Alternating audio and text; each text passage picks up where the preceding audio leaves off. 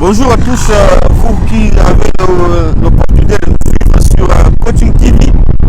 Nous avons le réel plaisir de vous retrouver encore. Hein. C'est un week-end, donc excellent week-end à vous tous qui êtes branchés sur Coaching TV. Comme vous le constatez, à mes côtés, il y a des grands hommes dédiés. Nous sommes venus parler en ce qui concerne la situation sécuritaire de notre pays. Vous savez, le président de la République avait lancé un état de siège pour assurer la sécurité, surtout en ce qui concerne la partie est de notre pays qui est la République démocratique du Congo. Alors chaque digne fils du pays ne peut pas se taire. Il y en a qui ont apporté leur assistance financière, matérielle, surtout aux militaires. Mais aujourd'hui, nous avons aussi les hommes de Dieu qui veulent apporter leur assistance spirituelle. Comme la Bible le dit, si l'Éternel ne bâtit pas, ceux qui bâtissent travaillent en vain. Si l'Éternel ne protège pas, ceux qui protègent la ville travaillent en vain. Alors, pasteur, bonsoir. Bonsoir, Dad. Yeah. Et monsieur Labissé, vous avez bilingue, yes. Parce que c'est un message qui est adressé à Mboka. Tomonaki mokonzi mboka alansaki état de siège kaka pona susu ya koluka kimia eza surtout na partie est tozomona ndenge bandeko bakufaka donc mikolo nyonso zisango ya est ezaka sango mabe kaka sango ya liwa kaka. Alors bandeko belé basalaki mwa be fort ya mwa ba contribution na bango financière yo pour le bio otika la simate betela biso na lisolo yo contribution na yo eza à quel niveau? Vraiment merci beaucoup Molakisi. Auto bien à coach ming millionnaire pour na ba sacrifice ni so sala pour na couper sa nouvelle na bana mboka et ko réveiller conscience à peuple congolais et c'est quand news bazali et avant tout to pesina no shalom mbote bonjour na bande ko surtout oyo ba aux opportunités ya ko landa biso na kati na émission oyo ya tremplin avec coaching Molakisi millionnaire vraiment bien aimé contribution na biso toyé pour na ko pesa na mboka na biso et puis na peuple na biso ezali na domaine spirituel parce que Bible zolo ba que en réalité dans l'homme c'est l'esprit. Tu peux tout faire na ndenge ya mbongo ya physique ya boye mais ce qui na domaine spirituel o échoué yeba ke makambo esimbe zati pour mboka tambola na spirituel et le rôle nzamba tie biso ko ba sacrificateur Dieu nous a établi là-bas zapoto mema o ezali par na biso on donne ce qu'on a o biso tozana ngo nzamba pesi biso makoki ne yango toye na ngo pona ko contribuer na domaine ezali spirituel pour na mboka na biso.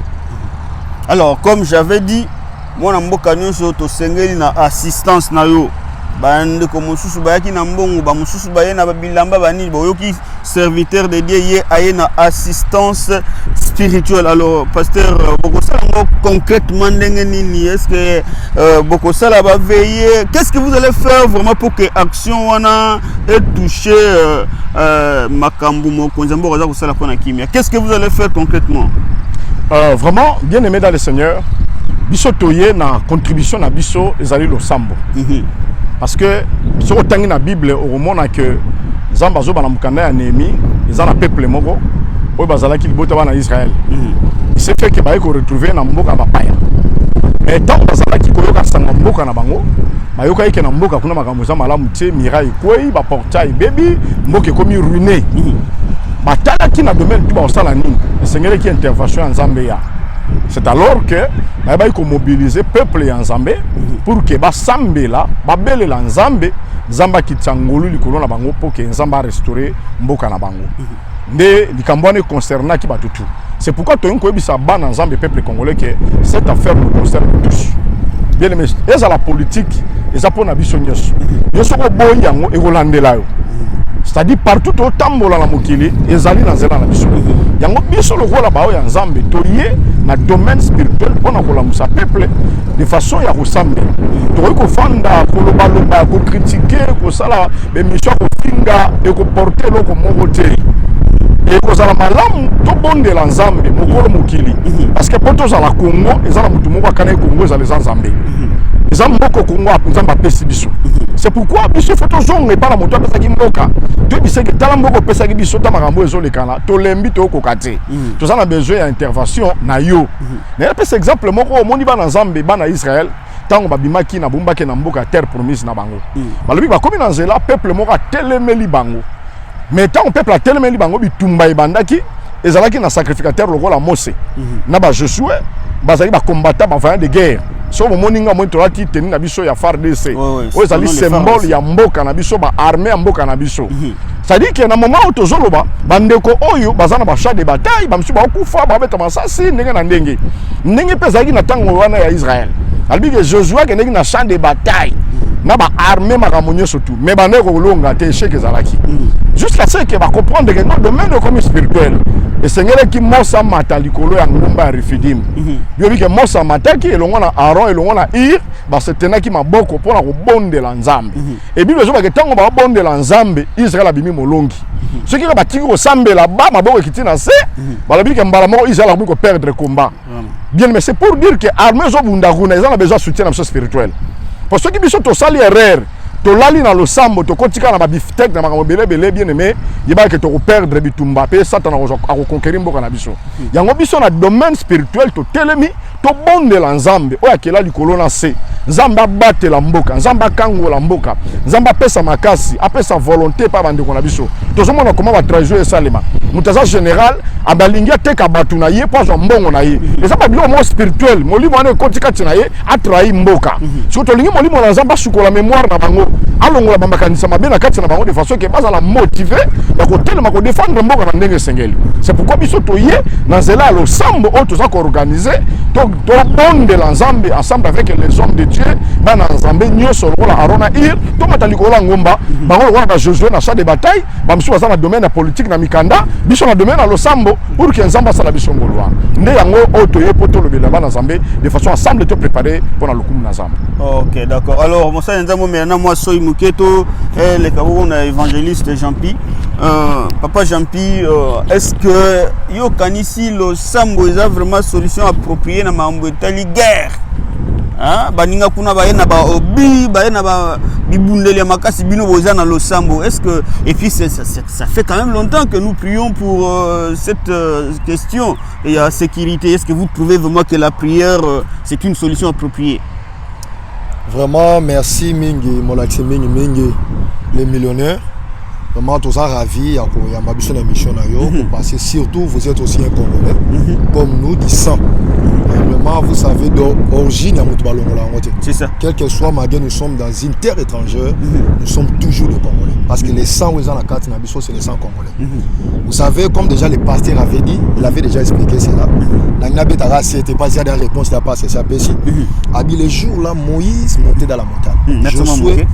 Josué, il était sur le bas des champs, les champs de bataille, avec le peuple en train de combattre.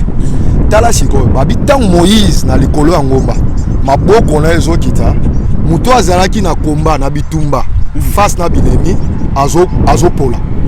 Si Moïse maboko ezo mata, il y a signe à prière. C'est-à-dire que tant Moïse le sang ezo mata, kuna na se ya montagne, Josué zo comme plus fort. Il y a un moment pasteur expliqué bien avant. Abibande kona biso mususu ya FARDC o bazana char de bataille bazo bunda contre banguna misusu pe bazana ba bureau na politique mais biso oyo capacité nzamba tient na kati na biso pour sauver notre pays pour relever encore notre pays ce n'est que la prière yango mona mutu nyoso même na kati nda chacun de nous a une certaine capacité on nzamba tchaka na kati na par rapport ya ko relever une famille par rapport ya ko relever communauté mobo yango mona nyoso nde tozali tozan ndenge morote eza mutu netu yo oza journaliste nous sommes les serviteurs de Dieu force même chose à la carte lo sambo c'est ça koloba bien na kati ya likambo eza nde yo faut tele molo bana tia domaine mo lo sambo zelo moko très très important donc sans la prière nous ne trouverons jamais la solution yango baloba na biso celui qui est capable de prier est capable de tout yango bible peut le veiller et prier à tout temps donc le sambo les a force pour la biso ba chrétien peu pour notre pays et bi manali boulu ya molilo tozalango ce n'est que moi de la prière car la Bible nous dit nous allons pas combattre contre la chair mais contre les esprits mauvais. OK. Alors merci donc pasteur sous micro. Togi bongo réponse à frère Jean-Pierre Tosepel Makasi. Alors pasteur mingi pe bande ko baloba ke soto ko sa insécurité on a des problèmes il y a trahison, problème il y a infiltration, c'est-à-dire que nous pouvons beau prier mais tant que ba infiltration, ba trahison ko bono na kati mapinga na biso toko banda ko échouer kaka. Est-ce qu'il y a un message d'unité, il y a un message d'amour que vous pouvez lancer d'abord à l'endroit de ceux qui gèrent nos forces armées? Bien aimé, vraiment, c'est une question vraiment pertinente. Vous savez une chose, Mboka est tombé en abatu. Mboka kaka pamba est tombé en abatu bazate. C'est ça. Parce que l'eau est ça là que batu en abatambo la malam ou zabolingo. Ya moni na kati ya thème na biso, autre ça la service à prière le 27 juin. Celui que pour l'amour de ma nation je me tairai. C'est pour dire que toujours senga d'abord bolingo ya mboka ezonga na kati na batu. Soko lingi mboka na yo trahir angote. So moni mutu babi kaza congolais. Mazo trahir Congo, ça dit qu'alingi Congo te. Et na kati ya mutu wana azana molimo mushuti ya molimo wa satana. Parce que molimo nzambe ezane bolingo. C'est ça. Osoy bolingo ezali bolingo etongaka. Ya mon la Bible zo ba que deux personnes vont marcher ensemble te, so ba yokani te. C'est ça. Tozo senga bande ko to yokana. Tout le monde a biloko ba polémique, biloko ya ba tribu, biloko ya ba séparation, ya ba camp politique. Bien aimé, na moment oyo ezande makambo ya mabele, eza mboka na biso Congo. Toza ko interpeller ba autorité ya armée. Toza ko interpeller les Congolais, même les petits peuples là. Bien aimé, bolingo ezala. Ce qui bolingo ezali to tonga mboka, mais so bolingo ezate bandeko mboka na biso to kolela kaka. Et loko zo nuire biso na kati mboka parce que manque d'amour ezali. Donc na so baté ezabila kelima be uti wapi oy kotana mitu ba congolais congolais lingaka ndeko ne congolais te vraiment au moins même ndeko congolais asali loko awa to libanda te pembeni awa ba te quand même marchandise muto préfère que so mané pas libanais ka so me pas ndeko ne congolais vraiment. Ozomona que bien aimé, muto azoboma Congo zaka congolais. Même na domaine na biso ba pasteur.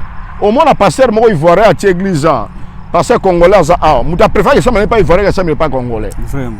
Ozomona ça dit que bolingo ezate pa na nini yesu ki ba komona ye, ba ko sala boye, alinga ndeko na kweya.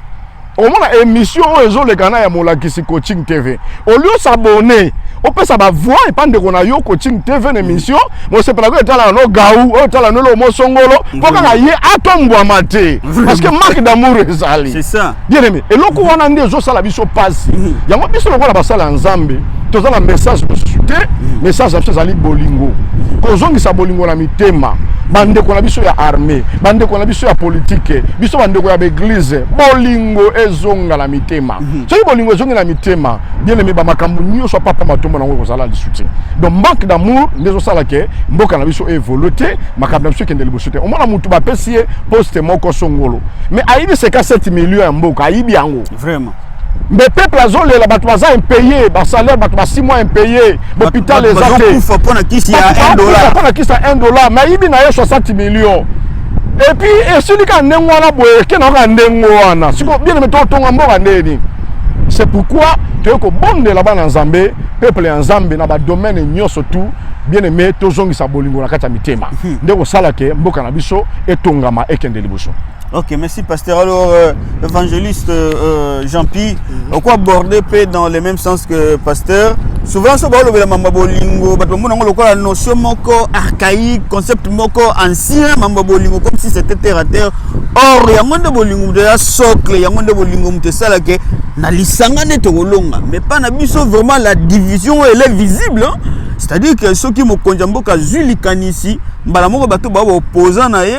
Bako s'opposer na likambo wana ata likambo wana eko tombola mboka ou bien pe bato pe baza ba opposant ya chef de l'état so bango pe bazwi likanisi ata likanisi wa pe za malamu bato pe baza na kaya mokonya boka faut ba réfuter yango catégoriquement. Est-ce que vous en appelez le rôle lancé par bandeko en ce qui concerne l'unité d'abord?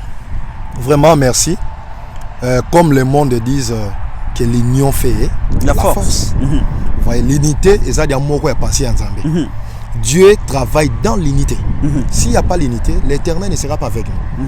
Même en matière spirituelle, pour faire un combat spirituel pour notre pays, ça nous demande toujours l'unité. C'est pour cela qu'on vient faire l'appel. Cet appel, on vient conscientiser tout le peuple congolais qui sont à diaspora. Même si on est en en Europe, mais tant qu'on est en vous voyez, le côté même esprit, nous avons pensé pour que notre pays soit sauvé. Vous pouvez aussi s'adhérer, même à ma moyen, à voix, il y a Internet. Pour qu'ensemble, même de loin, prier ensemble avec nous. Pour que la solution soit favorable. Vous savez quoi? L'amour est ça parmi la loi Onzamba positionnant la première position. C'est ça. Première chose, tu aimeras l'éternel ton Dieu de tout ton cœur. Vraiment. Deuxième, tu dois aimer ton frère. Voilà. Ndeko zo mona nebo. Bible lobi soki ndeko ndeto sanga nobo. Na olinga to komana no bakina lingi nzambe. Vous voyez l'amour. Soki na livre proverbe Bible zo loba deux valent plus qu'un. Deux valent et le qui sont amis balé. Bon sangani a même pensé, vous sachez-les bien, vous trouvez une solution. Bébé Bezoloba, si des s'accordent ici bas sur la terre, na se perd na pensée wana.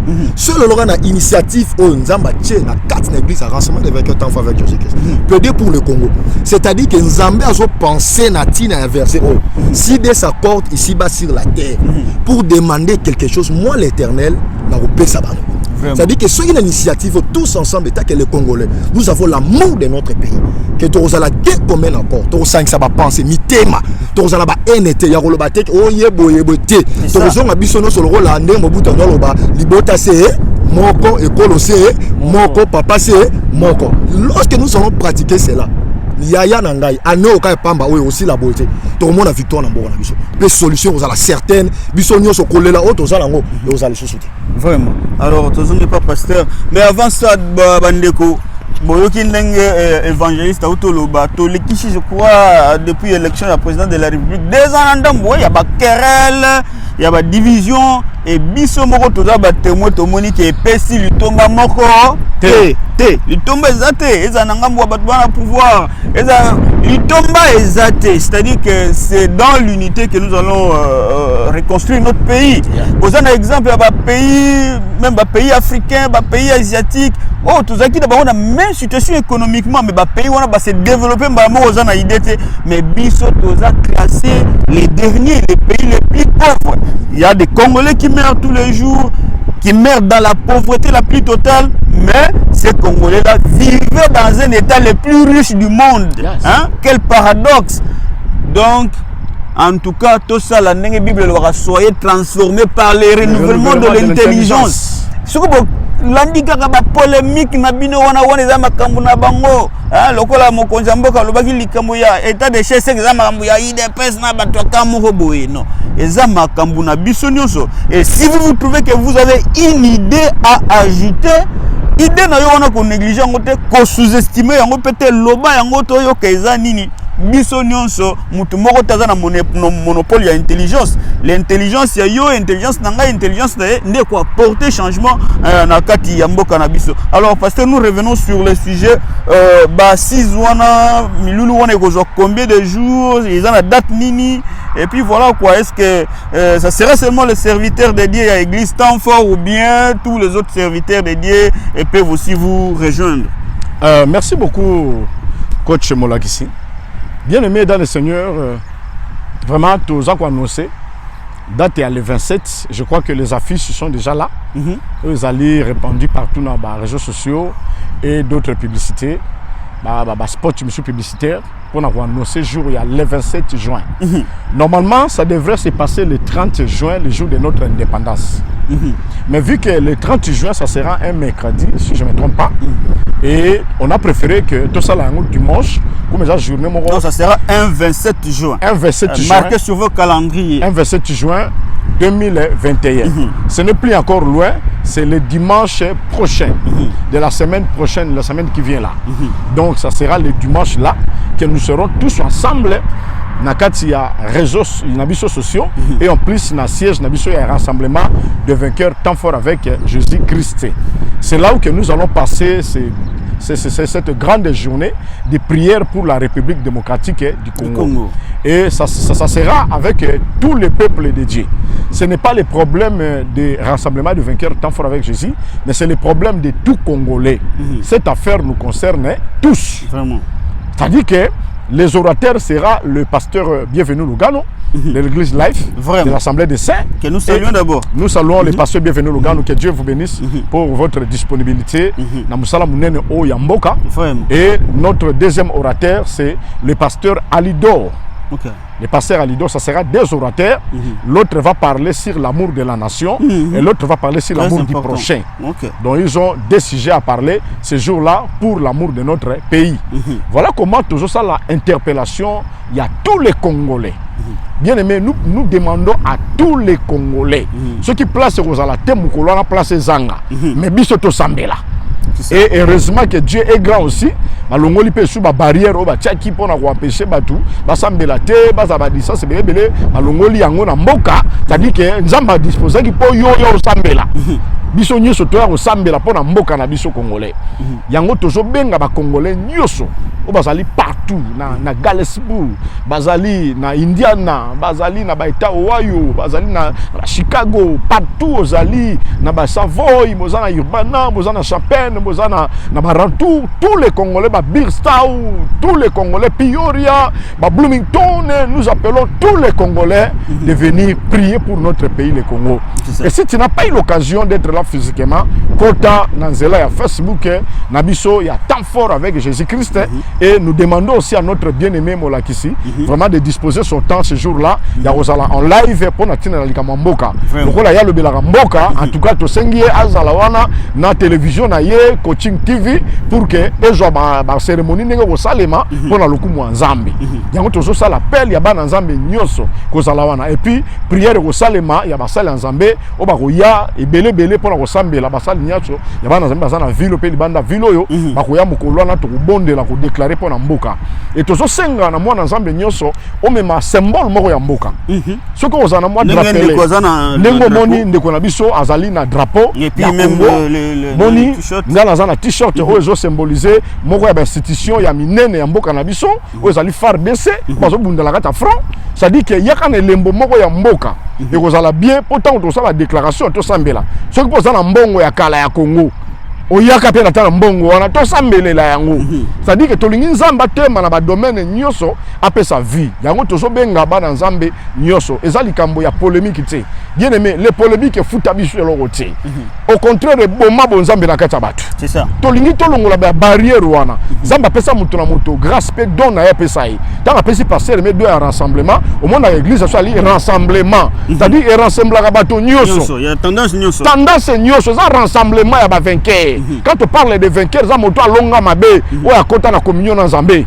C'est-à-dire toujours bien ba vainqueur nyoso baya, ba longi nyoso baya na kata rassemblement de vainqueurs pour que tout bon de l'ensemble. Et ali à partir il y a 13h30 jusqu'à 16h30. Donc tout ça après-midi. Sauf peut-être que temps que culte moi à Tongo, à 11h, 12h, tout 13h, pour me zater mais 13h30 il y a kali kamba mabele. Tout bon de la tôle les pas ensemble. Bible va que sur qui mon peuple est invoqué mon nom simili, cherche ma face, se détourne de leur mauvaise foi, moi l'Éternel je l'exaucerai et je guérirai son pays et je pardonnerai les péchés. C'est-à-dire surtout hier qu'on luka nzambe na motema mobimba, ya ya nzambe sa bisongolu. C'est pourquoi tout ça li appelle ya ban nzambe nyoso, les églises confondues, kimbangiste, musulmans, nani. So ozaka na makila ya bakoko na biso ba congolais na kati na yaka. To bonde la nzambe wana oya kela likolo na se appelle sa solution na mboka na biso penza basa la biso grâce. Donc nde yango ezali na 17-12 ouest Anselay Roide na Champagne 61 822. On a les sièges, il y a adresse, il y a rassemblement de vainqueurs, tant fort avec Jésus, na temple monene et tchamiwana pour que to kutana, to sambe la Zambé, pour na lokumu na Zambé. Voilà, donc je trouve que ce n'est pas utile vraiment de vous garder très longtemps. Vous avez compris que l'émission Tosele, on peut nous lancer appel pour le Sambo Oyo et vous a basé sur les soutiens que nous apportons aux forces armées de la République démocratique du Congo pour Kimia et Zonga, parce que sans Kimia, tu peux essayer le côté. Congo est écolo moko, au cause de oza mutu ya ouest, mais batba okufana est yo oza indifférent, hein, parce que roman a battu belé, battu bakufa ki boy na beni boy na ruchuru boy, mais battu musus ba donc indifférent ba mo eteli bangote. Non. Alors donc to le bango bolingo wana ya mboka biso tozo perdre ngo. Or en perdant ça, la République, la patrie, c'est tout ce que nous disposons. C'est tout ce que nous avons. Mabélé. Mais biso oya biso mabélé toujours négligé ngo yango tolobi que contribution na yo moni pasteur a une contribution spirituelle. Vous pouvez négliger la prière, mais la prière c'est la chose la plus importante. Hein?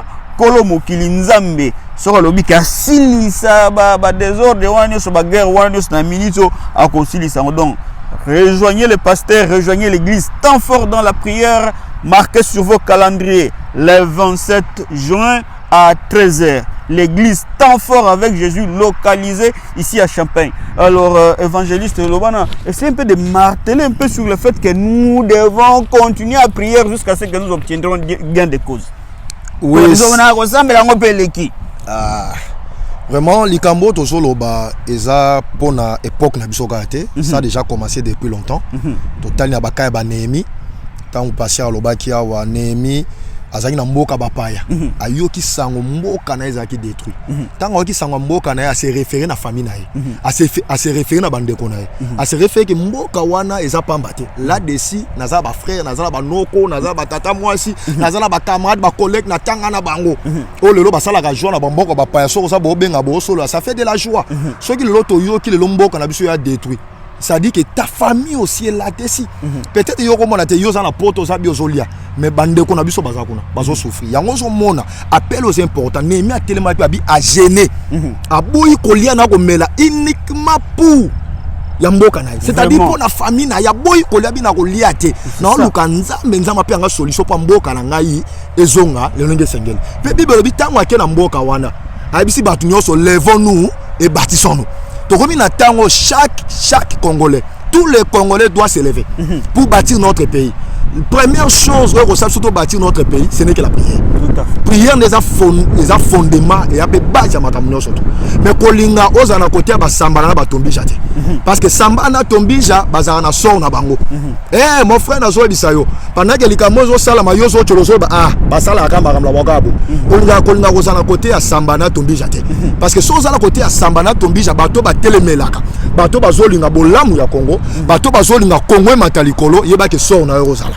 Ndeko na ngai na faire appel na ndeko nyonso atangami congolais pe congolaise de quatre coins ya ville ya Champagne ya Urbana, Galesburg, Savoy, Chicago, même chose loin de nous.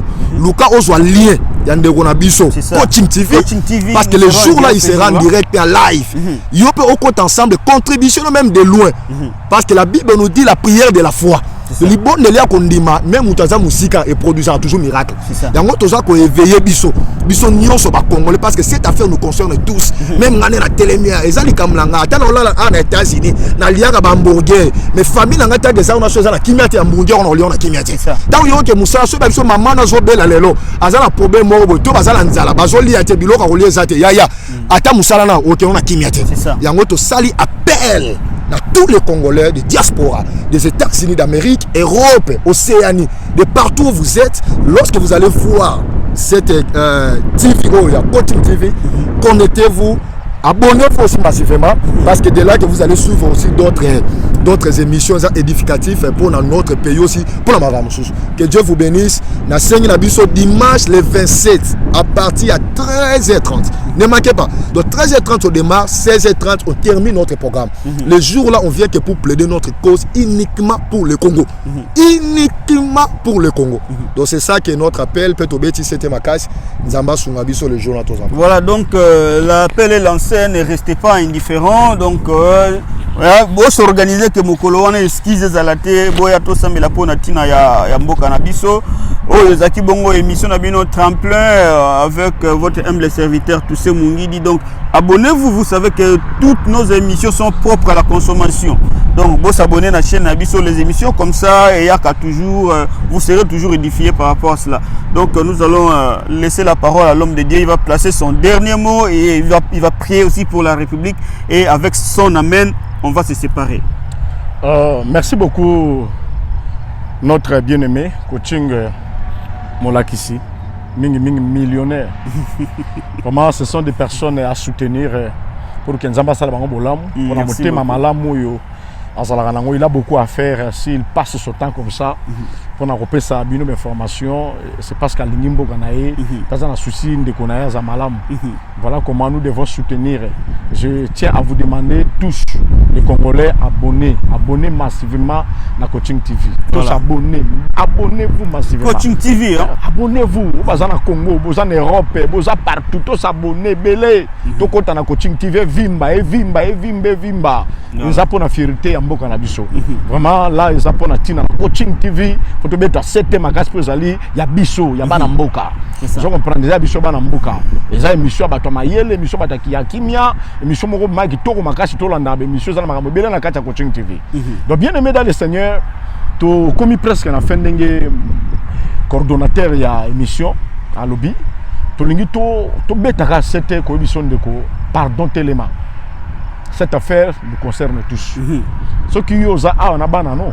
Mais tata moi ça zakuna atako kwa zakuna atako no kwa zakuna donc ça dit que ozaka na famille na Congo ça dit que likambo comment on pamba ti comment on pamba tout à bande ko tozana kata mboka comment est-ce que les Américains aiment leur pays partout au monde côté na ndako ne drapeau na bango mboka ezali vraiment na motuka na drapeau na bango ezali babona ke tout moment balobaka tolingi mboka na biso love America no balingi mboka na bango yambo sala peke mboka na bango ezala propre ole ka bo mutabo ata papier na nzela te vraiment mutu to so entretenir mboka ezala bien mais biso ba congolais to koma mena espère ba même que to teka ta mboka to ka bola mbongo ata tiko mboka ngo bande pe bana o teka ngo yo so combien ko so combien vraiment.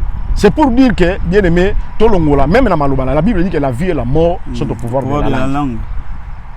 Dieu nous a dit dans le livre de Luc 21:15 que je vous donnerai une bouche par laquelle aucun adversaire va vous contredire. Toligi to salela don nzamba pesa biso maloba. Nzamba sala ki mokili na liloba. Bien aimé, maloba to ressemble awa. La Bible dit ceci, les yeux de l'Éternel sont sur les justes et l'Éternel est attentif à leurs prières.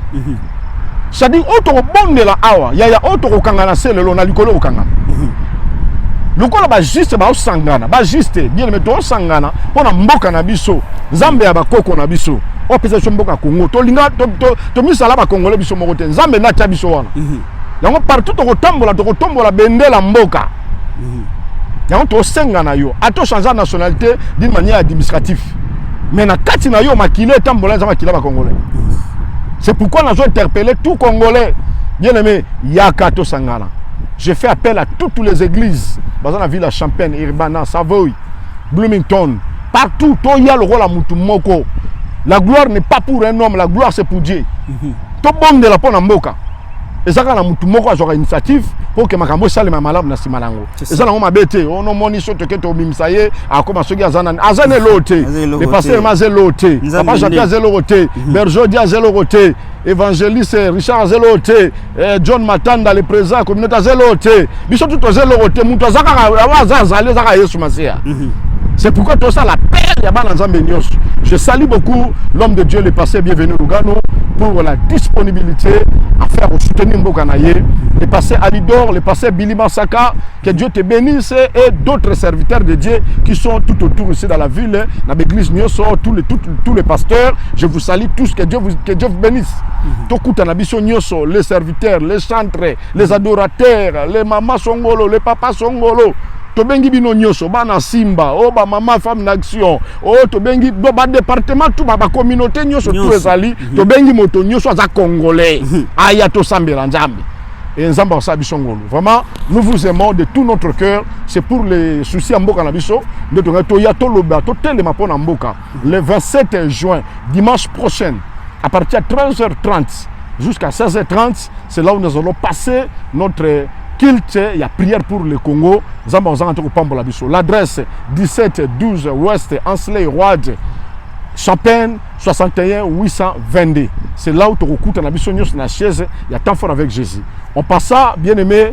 Je dis merci à tous les membres de l'église tant fort avec Jésus, à tous les serviteurs de l'église tant fort avec Jésus, tous les serviteurs qui soutiennent cette vision, que Dieu vous bénisse.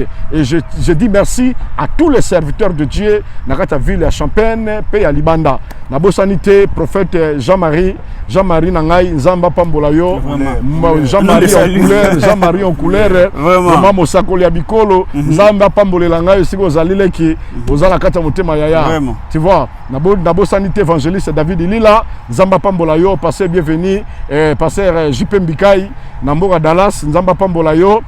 Nabo Sanité, pasteur Philippe Sigazali Ato, pasteur Philippe Torrent, Nabo Sanité apôtre Dieudonné Limbaya, pasteur apôtre Dieudonné Limbaya, Didi Bokoyo, le pasteur Miller et les autres pasteurs qui sont là, pasteur Nanga Anakle, que j'aime beaucoup, mon frère à moi, Katz, Nzamba Pambolayo, et tous les serviteurs de Dieu, parce que vous êtes belé, Nzambe a bénir Bino, Mungu. Wakubenisha. Ok. Maintenant, vous pouvez prier comme ça, on s'espère. Ok, nous allons prier pour la gloire du Seigneur. Éternel, notre Dieu, nous te disons merci pour ce moment de motivation que tu nous as fait. Il y a côté le mobiliser peuple en Zambie pour te coûter dans tout Zambie pour n'amboka na biso. Au moment où tu as été touché, na kati na kokila, na kati na ba sacrifice pour na kolukelongi na yo, afin que mboka na biso soit grâce. Nzambe merci pour na bolingo tia na kati ya mitema ya ba Congolais pour na restauration ya unité na mboka na biso Congo. Pambola ba famille nyonso tout oyo eza touché na ngambo ya est, na ngambo ya ouest, na ngambo ya sud, pe na ngambo ya centre yawe. Tolingi Congo mobimba ezala sauver. Nzambe biso tozanga te ko pambola kombo na yo. Pe bandeko nyonso bazana ba Occident, bazana ba pays étrangers partout Nzambe tika bazala na kimia pe bazala ini mitema na bango zala kaka na mboka lokola nemi wazale na soucia ko bondela pona tina na mboka. Tolingi to rebâtir Congo na ba domaine nyonso na ba valeur nango nyonso Nzambe. Esika ba valeur ezala ki perdi. Nzambe zongi sela biso na kata mitema pour que mboka oyo kendel biso pona lokumu na yo. To pamboli Congolais nyonso, to pamboli ba mama na biso, to pamboli ba papa na biso, to pamboli gouvernement, comme la président de la République, notre bien-aimé Fachi, to bondeli pona tina na ba généraux, to bondeli ba colonel, ba soldats nyonso FARDC, to bondeli pona gouvernement, premier ministre, tous les gouvernements. Nzambe pesa bango bolingo mboka, molimo kimo yibi, dako yiba mbongo mboka, elongwa na kati na bango, bazwa susa ko tonga mboka, Congolais nyonso nzamba za na susi moko mboka tongama, pe biso tozali banda, tia bolingo kati ya mitema na biso, pona ko soutenir mboka na biso de loin ou de près, et tozanga te ko peso merci. Na pamboli pe Coaching TV, na pamboli nzambe molakisi promoteur ya Coaching TV, ndaku na ye, mwasi na ye, bana na ye, libota na ye zala béni na sena grâce. Et je profite à l'occasion pour la mututo azobela, aza malade esika azali, soka joka zo landa biso, nzambe na proclamer guérison pa azali. Wazana ba problème na pesi kimia na ndaku na ye, na kombo na Yesu Masia. Nzambe bolingo na yo e kota na bandaku nyonso ba Congolais. Lokolo kota ki mokolona na mboka na zipeto, au protection bango contre le mal. Ba maladie diabolique za ko tambola. Et simba Congolais te épargner bango na kombo ya Yesu Masia. Merci pour na bolamu na yo. Olobi obo senga na kombo na Nzambe na kosala yango. Tika bolamu ne umela likolo na biso. To bonde na kombo na Yesu lobi. Merci Seigneur Jésus-Christ. Merci Seigneur Jésus-Christ. Amen. Bye. Rendez-vous le 27 juin à partir de 13h30 dans le rassemblement de Véker, temps fort avec Jésus-Christ. Voilà, donc ce n'est pas tombé dans les oreilles des sourds. Restez branchés sur Coaching TV, les émissions éducatives, vous les aurez toujours. On se voit à la prochaine et puis que le Seigneur vous bénisse. Ciao.